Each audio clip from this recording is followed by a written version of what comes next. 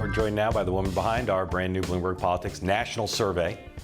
Our very beloved pollster, Ann Selzer, comes to us from just outside of Des Moines, Iowa. Ann, thanks for coming back on. Always great to be here. I want to talk first about Hillary Clinton. Obviously, as we said in the first block, she's got a 12-point lead in the national horse race poll amongst likely voters. Let's talk about the groups that are powering that big lead. And this is the first time, Mark, that we have measured a third-party candidate in the race. So she does well with the traditional groups you would expect her to do well with. Her numbers just aren't quite as high as if you're trying to compare back to 2012. And a lot of people are playing that game of how is she doing with this particular group and is she going to be able to hit the number? So the groups she does well with are the groups you would expect. The non-white groups, the non-married group, and the non-male group, that is women. She's doing very well with those groups right there, as you would expect. She's also winning a majority of the under 35 age group, and I think that's going to really be the bright spot for her in this poll. And it's because the Bernie Sanders people now are coming on board with Hillary Clinton. She gets 55% of people who say they supported Bernie Sanders in the nominating contest. Now that's 55%. She's still losing a total of 40%, 40 points to Donald Trump and to Gary Johnson. So that's something to take a look at there. So, Ann, let's look at the other side of the aisle. Look at Donald Trump. What's in terms of his support? He's obviously pretty far behind Hillary Clinton in the horse race now, but who's with him and who's against him?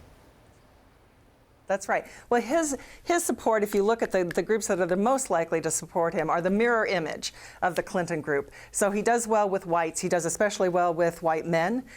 He does well with married men. He does well with men and whites, anyway, that you take a look at it. I think the additional thing that he has going for him are evangelicals. That's the one area where it's, in fact, his strongest support. 54% of evangelicals say they prefer Trump over Hillary Clinton or Gary Johnson. As Donald Trump would say, the evangelicals love him. They do. What does the poll say about their respective weaknesses right now, Trump and Clinton? Yeah, one of the things that we wanted to check in with is things that have been going on, things that have been talked about, things that they've been charging each other with. You know, how bothered are voters with what is being said about the candidates?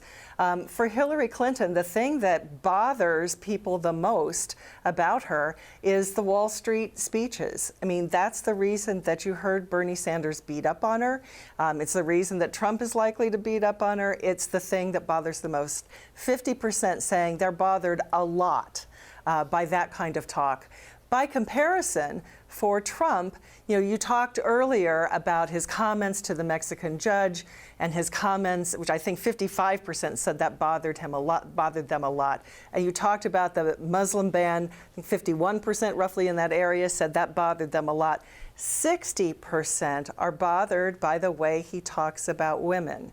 So when we say he's losing with women, and women are a majority of the electorate, and he's losing by a lot, the language part of this, the semantics part of this, is part of what's driving people to say, look, that doesn't sound presidential. That doesn't sound like a candidate I want to support. So, Ann, we got a few questions. We got a bunch of questions in about Orlando in the wake of Orlando last night in the poll. So a smaller sample than the rest of the poll, but we did ask some very specific things. One of them was on an assault weapons ban. Obviously, a big part of the political discourse now because Hillary Clinton's really pushing it. It's kicked that back into the debate. What did we learn in the poll about how people feel about that proposal?